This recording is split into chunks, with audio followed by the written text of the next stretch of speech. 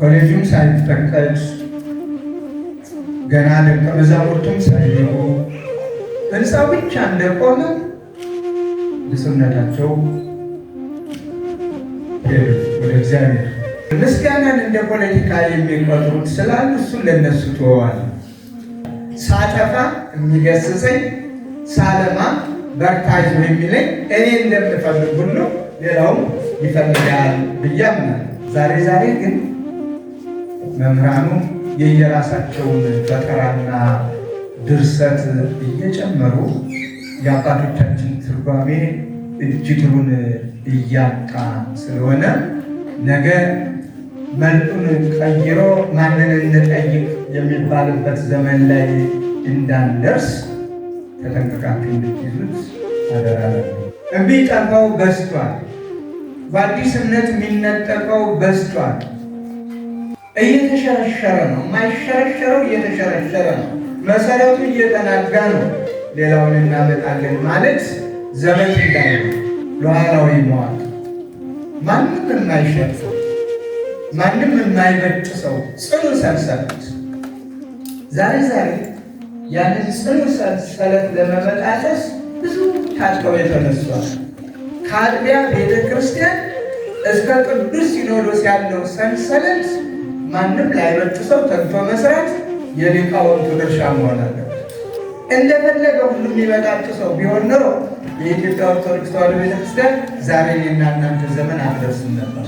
አባ አብርሃም ሀገረ ስብከት አለ።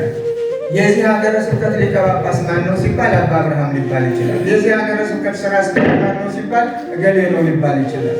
ስንለቅ ደግሞ ለቀቅን ተተኪው ነው የሚሄደው። የኔ የምንለው ነገር የግል የሚባል ነገር የለም። በአደባባይ የሚነገሩና የማይነገሩ በእኔ እምነት ይኑሩ ባይ የቤተ ክርስቲያኒቷን ውድቀት ለሚፈልገው ነውርና ስም እየሰጠ ለሚጫወትባትን ዝም ብሎ ይሄ ነው እያሉ ምን ማለት ነው? ቤታችን ውስጥ መክረን ማዳን ያለበትን እናድን። የማይድን እስከሆነ ምን እናድርገው? እንደ ቤተ ክርስቲያናችን ስርዓት ሕግ አላትና ገዳም የሚገባው ገዳም ገብቶ እንዲጸልይ፣ ተሰብስቦ መቀመጥ ያለበት ተሰብስቦ እንዲቀመጥ፣ አልፈልግም ለስርዓተ ቤተ ክርስቲያን ተገዥ አይደለሁም ካለ ደግሞ ተወግዞ እንዲለይ። እኔ እንደ ባህር ዳር ሀገረ ስብከት ምሳሌ ነው። ምከሩና ዝጉና ሊቃውንቱ ይህንን ሀገረ ስብከት አባ አብርሃም እየመራው አይደለም፣ ከጥቅሙ ጉዳቱ ያመዝናል ብላችሁ እናንተ ብትወስኑ፣ እኛ ይህንን ደካማ ጎን አየን። አባ የሚሻል ስለማይመስለን በላንተ እንደ አንዱ ገዳም ላይ ግባና ትንሽ ውዳሴ ማርያም ድገም፣ በደስታ እቀበላለሁ። ሲኖዶስ ሳይወስን ምን አገባሃል?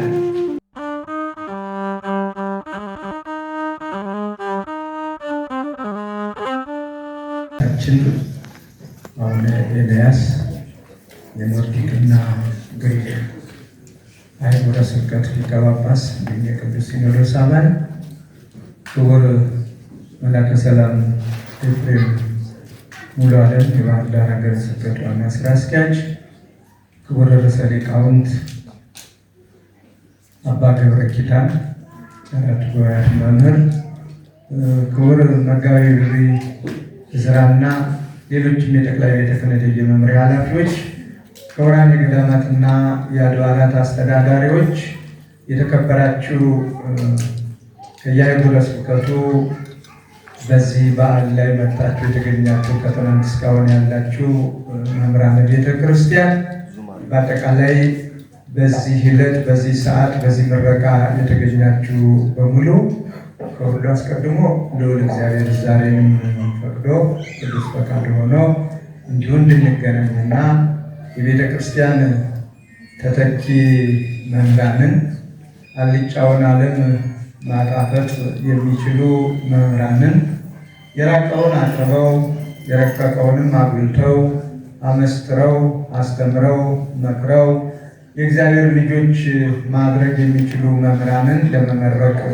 ሰብስቦናልና ክብርና ምስጋና ለአምላካችን ይሆን። ዛሬ የተመረቁ ደቀ መዛሙርት አንደኛ ቤተ ክርስቲያን መልካም ወላድ ናት፣ መልካም ልጆችን ወልዳልናለች። ሁለተኛ እኛንም የሚያግዙ የራቀውን እያቀረቡ የሚያስተምሩ የሚያሳምኑ አስገኝታልናለችና አሁንም ደስ ይበላችሁ። 3 ጊዜ በደንብ ልንላችሁ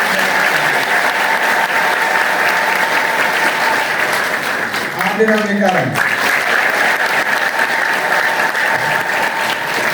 እግዚአብሔር ይስጥልን። በድጋሚ እንኳን ደስ አላችሁ።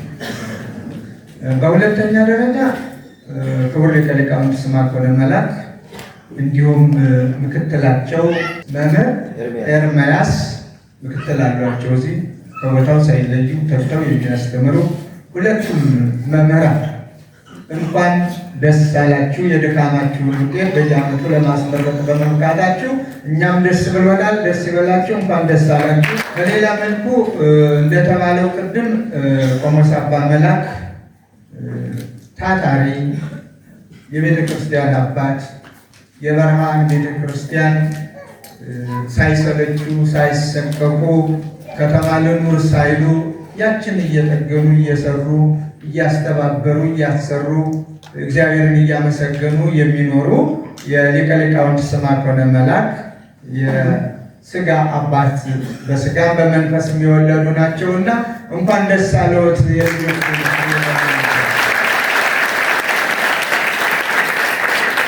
በአንጻሩ ከሊቀ ሊቃውንት የልጅ ልጅ በሥጋ በያዩም በመንፈስ ብዙ ልጆችን የልጅ ልጅ አይተዋልና ደስ ይበለዎት እላለሁ። አናውቅም ነገ በሥጋ የልጅ ልጅ ያሳዩአቸው ወይም እንደሳቸው መነኮስ ነው በቤተ ክርስቲያን ይኑሩ። እሱን ለሳቸው ትተን በትርጓሜው ፍልጥ የሚባል ነገር አለ አይደል? አሁን አንዱን እንዲለዩ ይገደዳሉ። ወይ ወደ አንዱ ይገባሉ፣ ወይ ወደ አንዱ ይሄዳሉ። ስለዚህ እሱን ለነገ ትተን በአጋጣሚ ለሆነ ያጨበጨባችሁ ለጋብቻው ነው ለምንኩስናው ነው ለየቱ ነው ያጨበጨባችሁ? አቤት ለምንኩስናው ነው። አይ የመነኮሳት ተቃዋሚ በዝቷል። አሁን እሱን እግዚአብሔር በወደደ በመረጠው ይሂድ። እሱን ለእግዚአብሔር እንሰዋለን። በአጠቃላይ ቅድስት ቤተ ክርስቲያን ሁልጊዜ መልካም ወላድ የሆነችው በየዘመናቱ ልጆችን እየወለደች ልጆቿን እንዲያስተምሩ፣ እንዲመክሩ፣ እንዲገስጹ የምታደርግ የአባቶቻችን ስርዓት፣ የአባቶቻችን ትውፊት፣ የአባቶቻችን የመማር ማስተማር ሂደት በመከራው ሁሉ ሳይጓደል እንዲሁ ጸንታ እያስተማረች የምትገኘው እናት ቤተ ክርስቲያን ዛሬም ልጆችን በመውለዷ ደስ ይላታልና ያች እናት ቤተ ክርስቲያን የምንወክላት ሁላችንም ስለሆነ እንኳን ደስ አለን፣ እንኳን ደስ አለሽ ቅድስት ቤተ ክርስቲያን። ይህንን ዕለት ስናስብ መጀመሪያ ቦታውን ማሰብ፣ ስለ ቦታው ጥቂት ማለት ተገቢ ነው ብዬ አምናለሁ። አባቶቻችን ሁልጊዜ አርቀው ነገሮችን ያያሉ፣ የራቀውንም አቅርበው ይመለከታሉ፣ የረቀቀውንም ማንም የዘመኑ ማጉያ ወይም ማጉሊያ በማያየው መልኩ እነሱ በመንፈስ ቅዱስ ተቃኝተው ይመለከታሉ።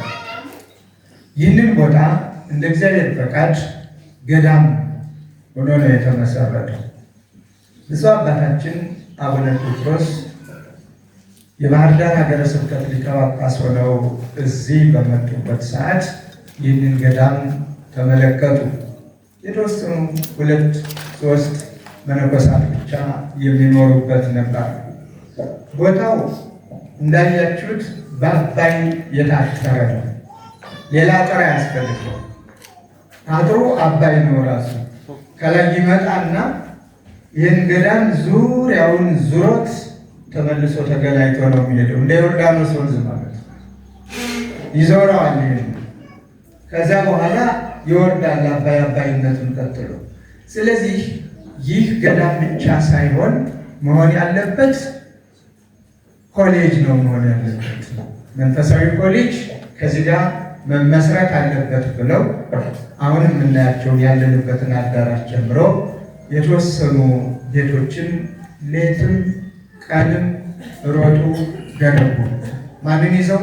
ከሀገረ ስብከቱ ሰራተኛ ጀምሮ እስከ አድባራት እስከ ገዳማት ድረስ እያንዳንዱ ካህን አስተዋጽኦ እንዲያደርግ በማድረግ እያንዳንዱ ካህን ከደመወዙ ከቤተ ክርስቲያን ከሁሉ ሌትም ቀንም ሀሳባቸው እዚህ ቦታ ላይ ሆነ ገንብተው እንዳጠናቀቁም እያሳጠርኩ ነው። በመካከሉ የሆነ ነገር አለ።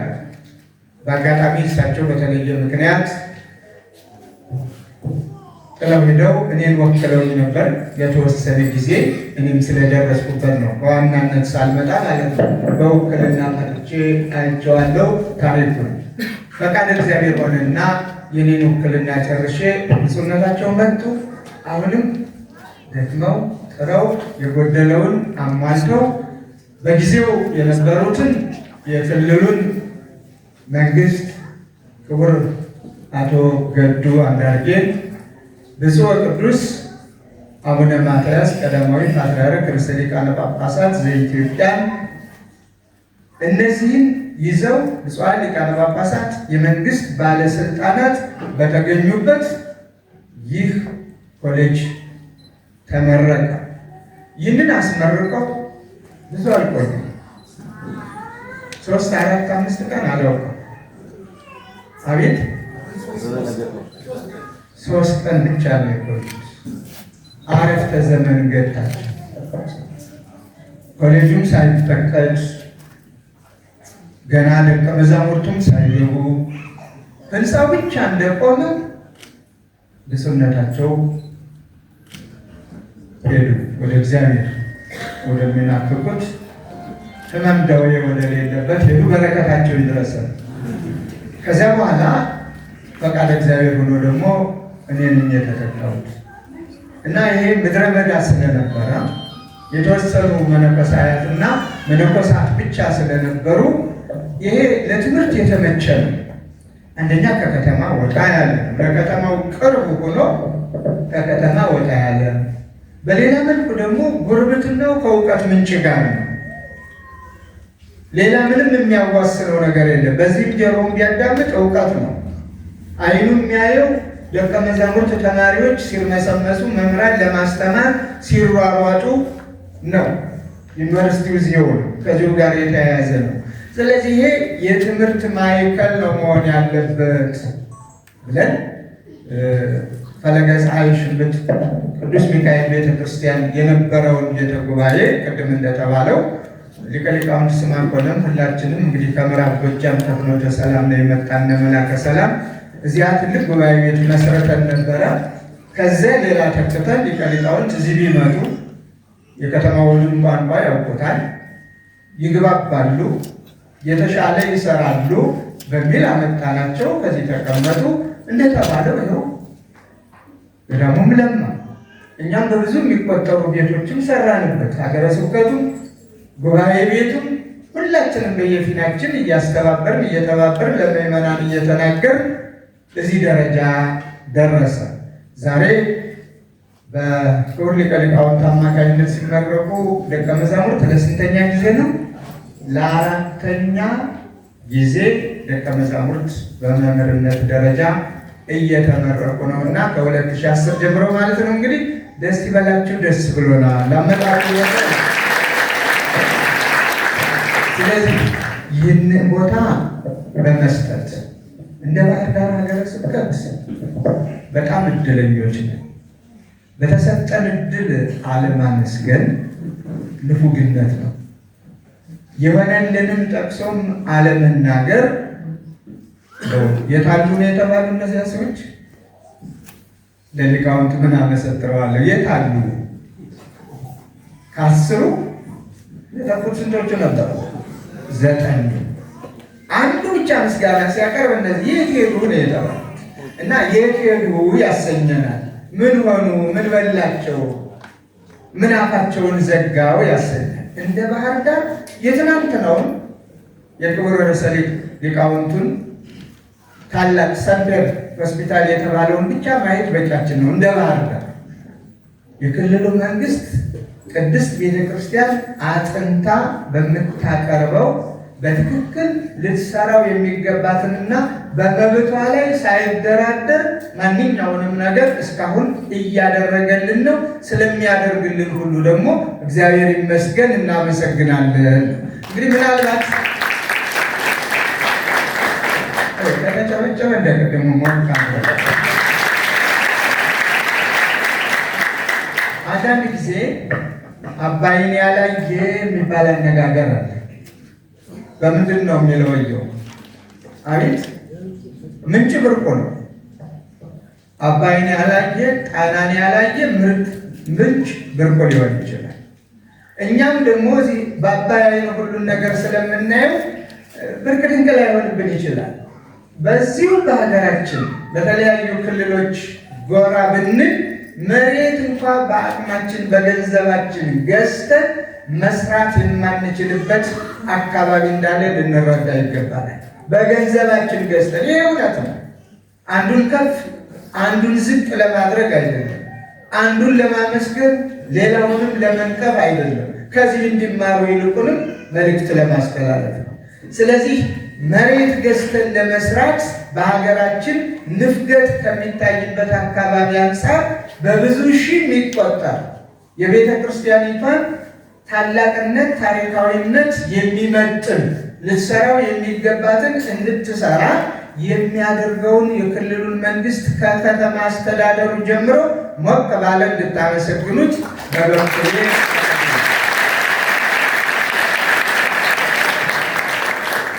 ምስጋናን እንደ ፖለቲካ የሚቆጥሩት ስላሉ እሱን ለነሱ ተወዋል። የኔ እምነት በተደጋጋሚ የምታውቁት ነው። ሰው ሲሰራ አመሰግነዋለሁ፣ እግዚአብሔር ይስጥልኝ ይላል። ደግሞም እንዲያ ሲል ተሳስተሃል ልክ አይደለህም ብዬ እጋፈጣለሁ። ያስተማሩኝም አባቶቼ ይህንኑ ስለሆነ ጭፍን ጥላቻ ሊኖረኝ አልፈልግም። ጭፍን አስተሳሰብም ማንም እንዲኖረው አልሻም። ሳጠፋ የሚገስጸኝ፣ ሳለማ በርታ ይዞ የሚለኝ እኔ እንደምፈልግ ሁሉ ሌላውም ይፈልጋል ብዬ አምናለሁ። ቅድም እንደተባለው ሊቀ ሊቃውንት ሲያጠፉ ጫን አድርጌ እቆጣለሁ፣ ሲያለሙ ደግሞ በርቱ አይዞህ እላለሁ። ይሄ ነው የሚያግባባን። አለበለዚያ ዝም ብሎ መለባበስ፣ በውዳሴ ከንቱ እየተሸፋፈኑ እየተለባበጡ መሄድ ቤተክርስቲያኒቱንም አይጠቅምም፣ ማንንም ምንንም አይጠቅምም። ስለዚህ በሰራ ቁጥር ማመስገን ተገቢ ነው እና ቦታው ለእውቀት የተመቸ ነው። የእውቀት ምንጭ ነው። ራሱ ቦታው እውቀት ይሆናል። አይምሮን ይሰበስባል፣ ህሊናን ይማርካል። ሌላው ሁልጊዜም በአጸደ ነፍስ ነው። ይህንን ያሉ ብለን የምናምነው ብፁዕ አቡነ ጴጥሮስ ሀሳባቸው ተሳክቶ እነሆ በዚህ ትርጓሜ ሊቃውንት ሲያመሰጥሩ መስማት፣ በዚህ ዘመኑን የዳሰሱ ዘመኑን የዋጁ በቴዎሎጂ ዘርፍ ሲማሩና ሲያስተምሩ ማየት እጅግ የሚያኮራ፣ ሁለቱ ደግሞ ቢገናኙ እንደ ንቧ እውቀትን ይቀሳሰማሉ። በአንድ ላይ የሰለጠኑ፣ በአንድ ላይ የተባበሩ፣ በአንድ ላይ ለመስራት ነገም ህብረት ፈጥረው ለቅድስት ቤተክርስቲያን ዓይን ይሆናሉ ብለን በማሰብ ያደረግነው ነውና ይህንን እግዚአብሔር ስለፈቀደ ብፁዕነታቸውን ጸሎታቸው ሰምሮ ያቀዱት እቅድ ተሳክቶ ዛሬም በአጸደ ነፍሱ ነው ከእኛ ጋር በአጸደ ሥጋ ካለነው ጋር ህብረት አላቸው ብለን እናምናለንና በረከታቸው ይድረሰን። እንኳን ሀሳባቸውን እግዚአብሔር አሳካልን ብለን እግዚአብሔር እናመሰግነዋለን። እግዚአብሔርን አመስግኑ። ሌላው በዚህ ስራ ኮሚቴዎች አሉ። እህቶች፣ ወንድሞች ያለ ድካም የሚሰሩ ከሊቀ ሊቃውንቱ ጋር ከሀገረ ስብከቱ ጋር።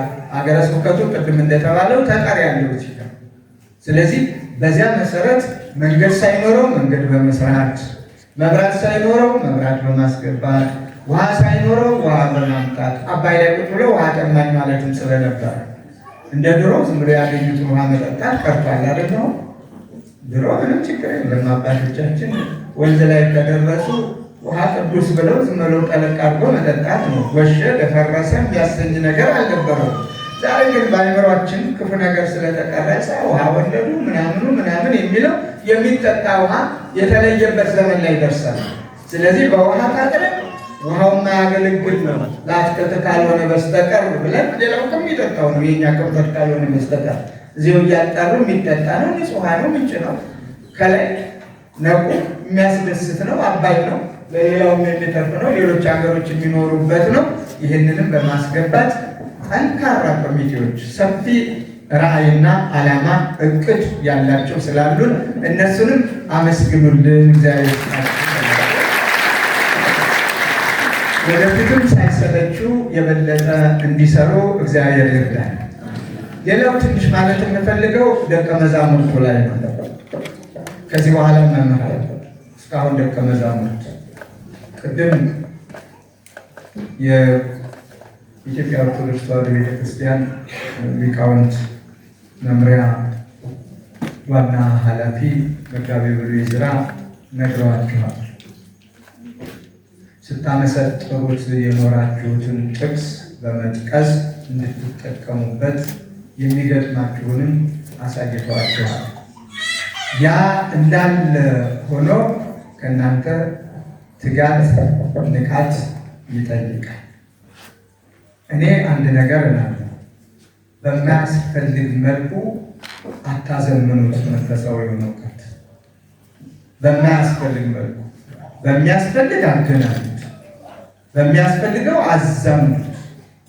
እንዴት እናቅርበው? መልካም ነው። ዛሬ ግን መምህራኑ የየራሳቸውን ፈጠራና ድርሰት እየጨመሩ የአባቶቻችን ትርጓሜ እጅግሩን እያጣ ስለሆነ ነገ መልኩን ቀይሮ ማንን እንጠይቅ የሚባልበት ዘመን ላይ እንዳንደርስ ተጠንቅቃችሁ እንድትይዙት አደራ እላለሁ። ቅድም መልካም ነው ክቡር ሊቀ ሊቃውንቱ የጉባኤ ቤታችን የትርጓሜ ስልቱ ከሌላው ያለው ልዩነት በጊዜ ማስታወሻ ሆኖ ይታተማል ነው ያሉ። ያ አስተማሪ ነው። በመጽሐፍ ያለ ሁልጊዜም ሲወረስ ይኖራል፣ በቃል ያለ ይረሳልና። ስለዚህ የተማራችሁትን በአባቶቻችሁ ስርዓት እውቀት ብቻ ሳይሆን መንፈሳዊነት በተግባር የተገለጠ በምግባር ያጌጠ በእውቀት የተቀሰመ ይህንን ሁናችሁ ከኖራችሁና ካስተማራችሁ ሰሚያችሁ ብዙ ነው። የመጀመሪያውን ትእዛዝ ስንሰማ ውሩ ወመሃሩ ካለ በኋላ ምንድን ነው ያለን? አቤት ወስብኩ ለማን አቤት ለኩሉ ፍጥረት ለአሕዛብም አለ። አሁን ግን አሕዛብን ማስተማሩ ይቅር እንዲህ ስል ምን ማለት ነው ትሉ ትችላላችሁ። መጀመሪያ የኛ ወደ አሕዛብነት እየተቀየረብን እኮ ነው፣ እየተጎተተ ነው፣ እየጠፋን። እስኪ እናጽናው። ያን የሚኮበልለው በስቷል፣ የሚጠፋው በስቷል፣ በአዲስ እምነት የሚነጠቀው በስቷል። እየተሸረሸረ ነው። የማይሸረሸረው እየተሸረሸረ ነው። መሰረቱ እየተናጋ ነው።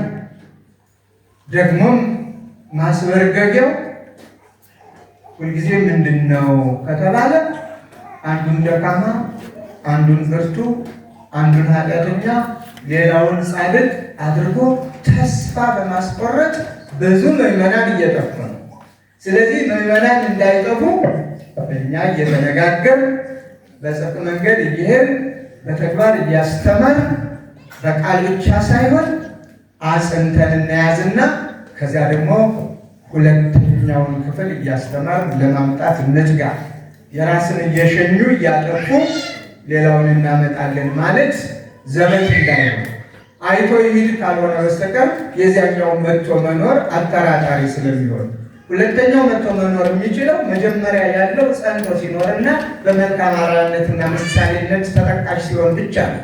ስለዚህ በዚህ ላይ ብዙና ብዙ ፈተናዎች ቢገጥሟችሁም ፈተናዎችን ተቋቁማችሁ በነፃ የተማራችሁትን በነፃ አስተምሩ ተብሎ እንደተነገረ በዚህ መልኩ ተሰማርታችሁ መልካም ውጤት እንድታገኙ እንድታፈሩ የተማራችሁትን በተግባር አውላችሁ በእግዚአብሔር ፊት ሞገስ እንዲኖራችሁ ቅዱስ ፈቃዱ ይሁን እላለሁ። እግዚአብሔር ይርዳችሁ። ስለዚህ ከዚህ በኋላ መምህራን ናችሁና እግዚአብሔር ደግሞ ማደሪያውን መዋያውን የምትሰማሩበትን ፈጥሮ አመቻችቶ ጤናማ ሕይወት ኑሯችሁ ሰርከርስት ማግኘታችሁ እግዚአብሔር ፈቅዶ የምታስተምሩበትን እሱ ያዘጋጅላችሁ ነው የምለው። ሌላው እንዳጠቃላይ መልእክት ይቺ ቅድስት ቤተክርስቲያን እስካሁን ድረስ ተጠብቃ የኖረችውና ያለችው በአንድ ድምፅ ከላይ እስከታች የአምልኮቱ ስርዓት የሁሉም ነገር ወግ ሕግ ኑሮት ከገጠር እስከ ከተማ ያለችዋ ቤተክርስቲያን አንድ መዋቅር ስላላት ሉዓላዊ መዋቅር ማንም የማይሸርፈው ማንም የማይበጥሰው ጽኑ ሰንሰለት ዛሬ ያንን ጽኑ ሰንሰለት ለመበጣጠስ ብዙ ታጥቀው የተነሷል። ከአጥቢያ ቤተክርስቲያን እስከ ቅዱስ ሲኖዶስ ያለው ሰንሰለት ማንም ላይበጥሰው ተግቶ መስራት የሊቃውንቱ ድርሻ መሆን አለበት። ማንም ላይበጥሰው፣ ማንም ላይሸረሽረው መሰረቱ፣ ማንም ላያናጋው። ምክንያቱም በእሱ አሰራር በዚህ ስራ መንግስታት ተጠቅመውበታል አይደለም። ቤተክርስቲያን እንደፈለገ ሁሉም የሚበጣጥሰው ቢሆን ኖሮ የኢትዮጵያ ኦርቶዶክስ ተዋሕዶ ቤተክርስቲያን ዛሬ እኔና እናንተ ዘመን አትደርስም ነበር። ብዙዎቹ ጎንዮሽ የሚሄዱ እምነቶች አሉ። ሲጣሉ የሚለያዩ ጎጆ የሚወጡ በዚያ መልኩ ሲሄዱ የኖሩ ሁሉ የሰሯቸው ቤተክርስቲያናት ዛሬ እየተሸጡ እየተለወጡ ለመሳሰሉት ለዓለማዊ ስራ መስቀላቸው እየወረደ እያየን ነው። ይህን ሁሉ ጊዜ ልንነጋገርበት ይገባል። ይቺ ቤተክርስቲያን ግን መዋቅሯ ጽኑ ስለሆነ ማንም የሚገባበት ዘው የማይልበት ስለሆነ ጸንታ ኖራለች እና ዳርዳርታዎች ይታያሉ። ለምሳሌ የባህር ዳር ሀገረ ስብከት ይሄ ምን ይባላል? የባህር ዳር ሀገረ ስብከት ንገሩ። አይ የአራቱ ቤተ ጉባኤ የባህር ዳር ሀገረ ስብከት ሌላ ስም የለው፣ ሌላ ዝር ቅጽልም የለው። የማነው ባለቤቱ? ባህር ዳር ሀገረ ስብከት። ባህር ዳር ሀገረ ስብከት ማነው ተጠሪነቱ? ለማነው? ለመንበረ ፓትርያርክ ጠቅላይ ቤተ ክህነት። መንበረ ፓትርያርክ ጠቅላይ ቤተ ክህነቱ ለማነው ተጠሪነቱ? ለቅዱስ ሲኖዶስ። እንዲህ እያለ ነው የሚሄደው። በዚህ መዋቅር ላይ ማንም ሊገባ ይችላል። ሰንሰለቱን ጠብቆ ነው የሚሄደው። የትኛውም ቤተክርስቲያን ተመሳሳይ። አሁን ዛሬ ያለንበትን ነው ምሳሌ የጠቀስኩት። ከዚህ ውጭ ከሆነ ይህ ቤተ ጉባኤ እልፍ ብሎ ሌላ ተጠሪ ሌላ ጎንዮሽ ግንኙነት አለው ማለት ሀገረ ስብከቱ ሰዓት የሀገረ ስብከቱ አይደለም ወደሚለው እንመጣለን ማለት ነው። የሁላችሁም እርግጠኛ ነኝ የርዕሰ ሊቃውንት በዚሁ መልኩ ነው ትናንትም ሲናገሩ ነበር። ያ ቤተ ጉባኤ የማንም የጣና የርዕሰ አድባራት ወገዳማት ጣና ቅዱስ ቂርቆስ የዚያ መምህር ማን ናቸው? ርዕሰ ሊቃውንት። የባህር ዳር ሀገረ ስብከት መምህር ማን ናቸው? ሊቀ ሊቃውንት። ዛሬ እነዚህ ያለ እኔም ዛሬ ያለ ነገኛ ባንኖር ሁላችንም አረፍተ ዘመን ይገታል። ቦታ ቀየረን ብንሄድ ይህ ቦታ ምኑን ጠብቆ ይሄዳል ማለት ነው። በመምህር ሌላ መምህር ይተካል፣ በጳጳስ ሌላ ጳጳስ ይተካል። ቦታነቱ ጸንቶ ሰንሰለቱን ጠብቆ ይሄዳል እስከ መጨረሻው ማለት ነው። ይህንን ልንጠብቀው ይገባል። ስለዚህ መምህራኑ የማን እንደሆኑ በግልጽ መቀመጥ አለበት። አባ አብርሃም የአባ አብርሃም ሀገረ ስብከት አለ። የዚህ ሀገረ ስብከት ሊቀ ጳጳስ ማን ነው ሲባል አባ አብርሃም ሊባል ይችላል። የዚህ ሀገረ ስብከት ስራ አስኪያጅ ማን ነው ሲባል እገሌ ነው ሊባል ይችላል። ስንለቅ ደግሞ ለቀቅን ተተኪው ነው የሚሄደው። የኔ የምንለው ነገር የግል የሚባል ነገር የለም። ስለዚህ ግል አስተሳሰብ እንደው በማሞካሸት የሌለ ነገር በመፍጠር ከቤተ ክርስቲያን ወጣ የሚያደርግ ስራ የሚሰሩ ብዙ ሰዎች እናያለን። ከዚህ አይነቱ ሊጠበቁ ይገባል። የቤተ ክርስቲያን መዋቅር ሰንሰለት በምንም ይሁን በምን ተጠብቆ መኖር አለበት የሚለው ጽኑ እምነት ስለሆነ መምህራን በየሄዳችሁበት ከዚህ በኋላ እናንተ እግዚአብሔር ፈቅዶላችሁ በእያንዳንዱ ደብር ስትገቡ የዚያ ደብር ወይም የዚያ ሀገረ ስብከት መምህራን ትሆናላችሁ። ያንን ጠብቆ መስራትንም እንዳትረሱ። መዋቅር መጠበቅ ላይ አንድ ቁልፍ ስራ መሆኑን እንዳትዘነጉ የሚለውን መልእክት ለማስተላለፍ ፈልጌ። ከዚህ ውጭ እንደ እግዚአብሔር ፈቃድ አቅሙ ኑሮ ሁሉንም በጀት አህጉረ ስብከት እየሸፈኑ ቢያስተምሩ መልካም ነበር። ግን እሱ ደግሞ አይቻልም። በሩን ከከፈት ሁልጊዜም በልመና ነው የምንኖር። መምህሩም ይለምናሉ ያመጣሉ፣ ደቀ መዝሙሩም ይለምናሉ ያመጣሉ። ያ የተገኘ ውጤት የማን ነው? የቤተ ክርስቲያን ነው ማለት ነው። የቤተ ክርስቲያን ነው። ቤተ ክርስቲያን ዓላማዋን ታሳካለች። ስለዚህ የቅዱስ ሲኖዶስን ሉዓላዊነት በአጠቃላይ ከአጥቢያ እስከ ቅዱስ ሲኖዶስ ድረስ ያሉትን መዋቅር ጠብቀው መሄድን አንርሳ። ከዚያ በተረፈ ግልጽነት ደግሞ ይኖር። በአደባባይ የሚነገሩና የማይነገሩ በእኔ እምነት ይኑሩ ባይ ነኝ። እናንተስ ምን ትላላችሁ?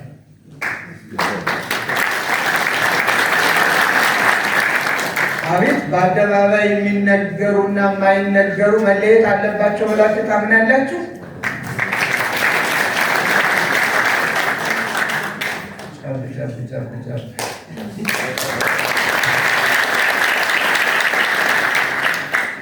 አዎ ቅድም ተናግረውታል።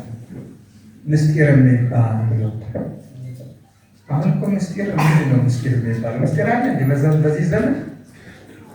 አሁን እኮ ምስጢር የሚባለው ጠፋ። ስሙ ብቻ ነው የቀረልባት። ስሙ ብቻ ምስጢረ ገሌ ምስጢረ ገሌ እንላለን። ግን ምኑ ላይ ነው ምስጢርነቱ? በአደባባይ አደባባይ ስንል በዛው በየሚያምነው በየእምነቱ ከሆነ ምንም ማለት አይደለም። ማወቅ አለባቸው ምዕመናን ሊያውቁት በሚገባቸው መጠን። ቅድም እንደተነገረው ወተት ለሚገባው ወተቱን ያላለቀውምና ዳቦ ለሚገባው ዳቦውን አድርጎ እንደየአቅሙ መስጠቱ ተገቢ ነው። ግን ለማያምነውም የቤተ ክርስቲያኒቷን ውድቀት ለሚፈልገውም ነውርና ስም እየሰጠ ለሚጫወትባትም ዝም ብሎ ይሄ ነው እያሉ ምን ማለት ነው? ይሄ ነው ታቦቱ ያቃለልኩ መስሎት፣ ይሄ ነው ቁርባኑ ያቃለልኩ መስሎት፣ ይሄ ነው ገሌው። ምን ላይ ነው ምስጢሩ? ቤት ውስጥ መምህራን እኔ ባጠፋ ምሳሌ መምህራን ተሰባስበው እንፈልግሃለን ብለው በላባ እንፈልግሃለን ይህን ከአንተ ድክመት አይተናል አርም ማለት ነው የሚቀናው? ማስተካከል ማስተማር ነው የሚቀናው? ወይስ አደባባይ ላይ ለሚያምነውም ለማያምነውም አባገሌ ማለት እንደዚህ ነው ብሎ ማሳበቅ መክሰስ? መጀመሪያ ከሳሽነት የማን ነው? ጸሐፊ ተምያንነት የማን ነው? ጸሐፊ ተምያን የተባለ ማን ነው? ከሳሽ ማን ነው? እንደ መጽሐፍ ቅዱስ ትምህርት። ስለዚህ ይህን ብሎ መናገር በራሱ ያሰድባል። እንዴት እንዲህ አለ? ይህንን አብጠልጥለው የሚሰሩኝ ነገ ይፈጠራሉ። ጸጋ ነው ብዬ ለመቀበል ነው እንደፈሬ ስናገር እና ግድ የላችሁ ቤታችን ውስጥ መክረን ማዳን ያለበትን እናድን። የማይድን እስከሆነ ምን እናድርገው? እንደ ቤተ ክርስቲያናችን ስርዓት ሕግ አላትና ገዳም የሚገባው ገዳም ገብቶ እንዲጸልይ፣ ተሰብስቦ መቀመጥ ያለበት ተሰብስቦ እንዲቀመጥ፣ አልፈልግም ለስርዓተ ቤተ ክርስቲያን ተገዥ አይደለሁም ካለ ደግሞ ተወግዞ እንዲለይ ስራን መስራት መምህራኑ ከእናንተ ይጠበቃል። ይህንን ጥረት እንድታደርጉበት አደራ እላለሁ።